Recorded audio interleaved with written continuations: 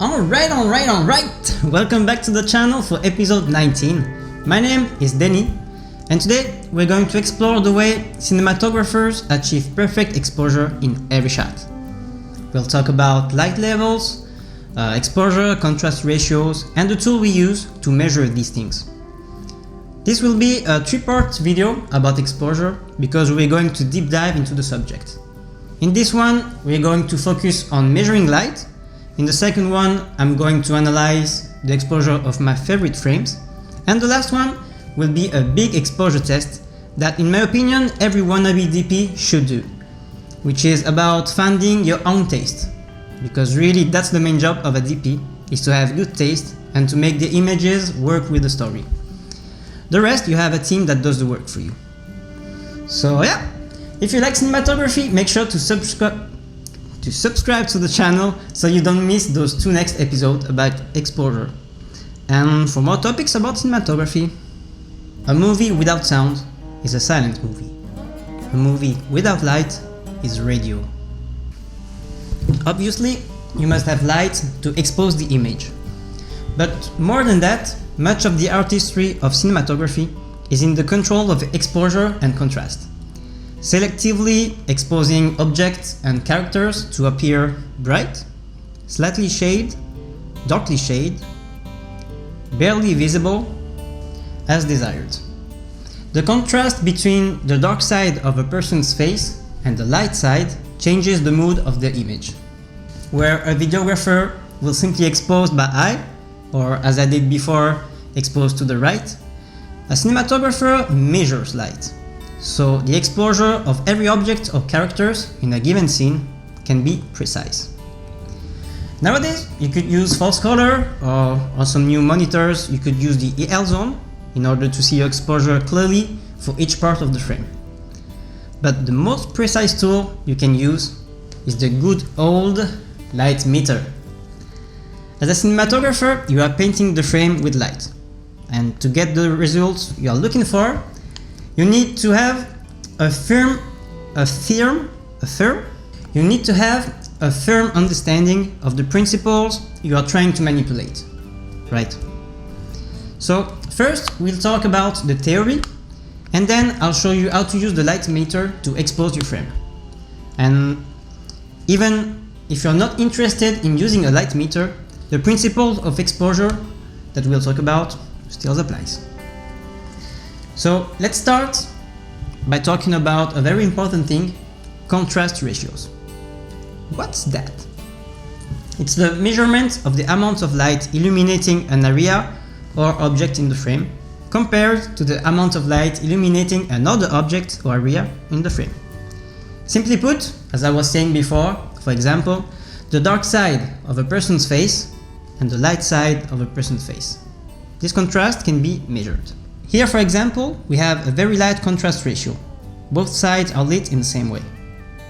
Here, we have a strong contrast ratio. The mood is totally different, right? But why do we need to know about contrast ratios? Well, because it's an effective and precise way to talk about the image that you want. Directors generally speak in terms of mood or reference. They maybe sit down with the DP in pre-production and look over stills or movies and talk their way through them. What's the mood she or he wants to express? What should we feel when watching a particular scene? A good DP will know how to translate a director's language into information that can help bring their vision to life. If a director says they like a certain shot for the dark mood, this can be interpreted in actual numbers by a DP. A DP could say to the gaffer that he wants to shoot at f2, that it wants the key -1 with the contrast ratios of 16:1, background -3 and backlight +1. What? The gaffer knows exactly what this means and can work the light to achieve the results the DP wants. Now, before jumping further, you should have a basic understanding of how f-stops works.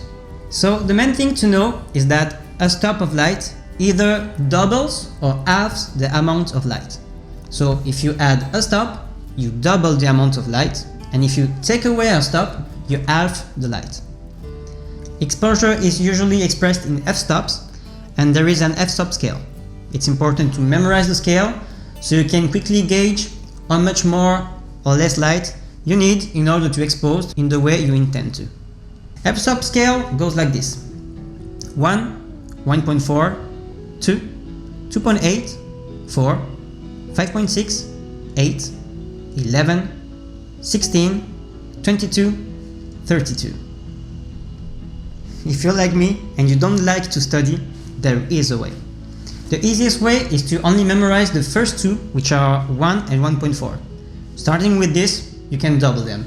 First you double the 1, then you double the 1.4, which gives you 2, 2.8. If you continue in the same way, you have 4, 5.6, and so on. In this way, you can figure out the rest. So, if your aperture is set to 2.8 and you want to stop less, you should set your lens to a 5.6, because 2.8 to 4 it's one stop, and 4 to 5.6 it's 2 stops. And it's the same with ISO or shutter angle. For example, a shot exposed at ISO 200 f2.8 would have the same exposure than a shot exposed at ISO 400 and f4, because you've added a stop by doubling your ISO and you removed one stop by closing your aperture from 2.8 to a 4. But by the way, changing your ISO will result in a shift in your dynamic range, but that's another story. As we said, a stop of light either doubles the amount of light or halves the amount of light. So if something is one stop higher, then it means that I have doubled the amount of light. In that way, a stop higher is 2 times brighter, right?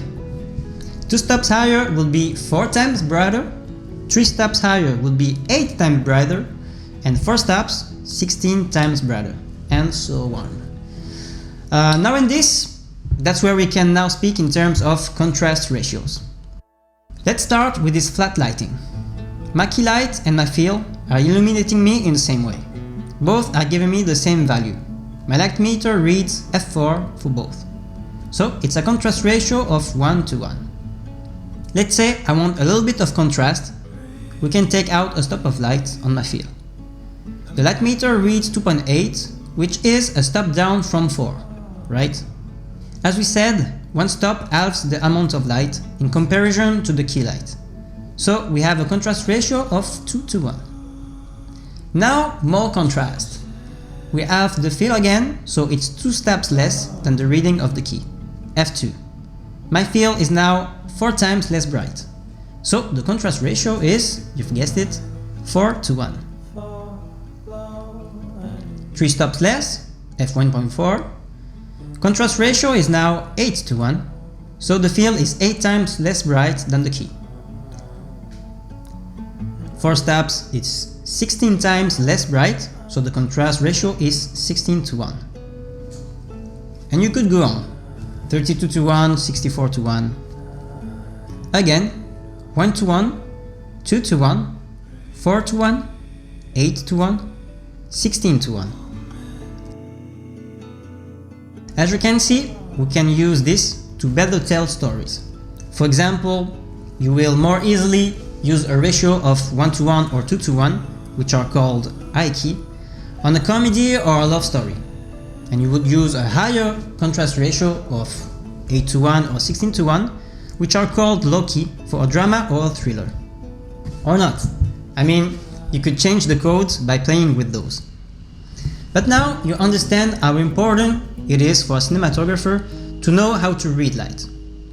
But note that we are talking about the fill to key contrast ratio, but we could as well measure the contrast ratio between the actor's face and the background, for example, or an object relative to another object.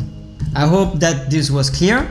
If not, you can always go back and rewatch it. Now, very important, you have to know that the light meter tells you the exposure for middle gray, but objects and faces can be brighter or darker than middle gray. So that's something that you should keep in mind. For example, if you want to expose a Caucasian skin, normally, you want it to sit plus 1 stop over middle gray, because Caucasian skin reflects more light than middle gray does. And darker skin will be -1, because dark skin reflects less light than middle gray. But if you're in a dark and moody room, you will want to underexpose the actor in order to have in your frame a more natural tone. Or you could overexpose the actor to achieve another effect. So the rules are really a simple guideline, if you will. As a cinematographer, you are using the principles of exposure to achieve the results that you want. And it's not because your light meter tells you to expose at f4 that you should. As I just said, it's important to keep in mind that not everything should always be exposed at the proper exposure. You can choose to underexpose an object or a person, or you can as well overexpose it, based on the image and the mood that you are going for. So it should really be a creative decision. Now, how to measure light? Well, you take your light meter, you plug in the various fixed settings you're shooting with, like the ISO, the frame rate and the shutter angle, and the light meter will tell you the exposure to use on the lens in order to expose correctly. If you're using an ND filter, you should enter the information, otherwise the light meter will tell you the wrong exposure. So, you take the light meter next to the actor's face, in the direction of the light that you want to measure. Here I want to measure my key light, which is just there, and with the other hand, you hide the part where this ball could grab light from. For example, if I have a backlight there, you don't want it to land into this ball, right? So you cover it with your hands like this. Then you push the button and you will read a certain f-stop. Here you can read 2.8, which is the f-stop for middle gray, but on my lens I have f2, so I'm at +1, like I told you before. From here, you have to make a decision about where you want the exposure of the actor's face to sit. What contrast ratio we are going to use, where you want your level of your background to be, and so on. Try to imagine the frame that you want in your head and try to paint it using light by measuring it. So that's really the job. Imagine and paint. Let's say I'm the gaffer. The DP asked me 8:1 key fill contrast ratio. He wants to shoot at f2.8, ISO 400. Exposed at key and background -2. We set the frame, set up the settings the DP asked, and we turn on the practical. Let's take care of the background first by using a light bouncing into the ceiling to augment the ambient light. We take a reading of the wall and we adjust the power of the bounce until we can read f1.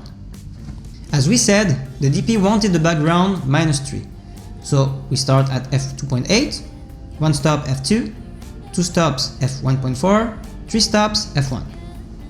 Now the background is exposed correctly. We turn on the key light and we should read 2.8, as we want to expose at key. Then we take a reading at the fill side. The DP asks us a contrast ratio of 8:1, which means 3 stop difference with the key. We should read f1, same as the background. And boom! The job is done.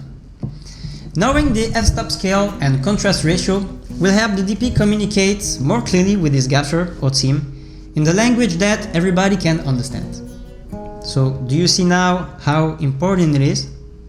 Now that you know how to measure light and how to use contrast ratio, your next job is to figure out what ratios do you like. What's your taste? Maybe you like your backlight 2 stops over key, or maybe you like your background 2 stops on the key. Finding the exact ratio that you like can help you become a better cinematographer, because you'll know exactly what levels of exposure you want to achieve, and you'll be able to work way faster and have consistent frames over a movie. You'll instantly know which ratio you want, because you can translate the vision that you have in your mind in actual numbers. So this is what the next 2 episodes will be about. I'll analyze the lighting of some of my favorite frames, and I'll do the work that, in my opinion, every wannabe DP should do. We'll search for every combination possible by playing with lighting ratios. I hope it could make me be a better cinematographer, and I'm hoping it could make you be a better cinematographer. So if you don't want to miss it, be sure to subscribe and to activate the little bell to be notified when I post a new episode. So yeah, I hope you liked this episode and that you learned something. See you in the next one. Ciao.